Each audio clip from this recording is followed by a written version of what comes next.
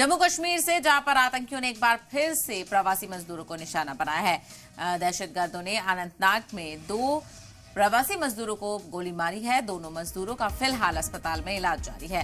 दोनों की हालत नाजुक बताई जा रही है। इससे पहले 13 जुलाई को भी दहशतगर्दों ने 3 मजदूरों पर शोपियां में हमला किया था। इलाके में सर्च ऑपरेशन अभी भी जारी है। तो बड़ी खबर जम्मू कश्मीर से आपको बताते हैं, जहां पर एक बार फिर से दहशतगर्दों ने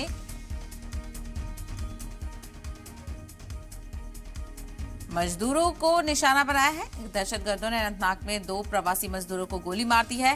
दोनों मजदूरों का फिलहाल अस्पताल में इलाज जारी है। दोनों की हालत नाजुक बताई जा रही है, लेकिन फिलहाल दोनों की जो हालत है उस पर नजर रखी जा रही है। इससे पहले भी आपको याद होगा 13 जुलाई को यानी अब से कुछ दिन पहले भी दहशतगर्दों ने 3 प्रवासी मजदूरों को शोपियां में निशाना बनाया था।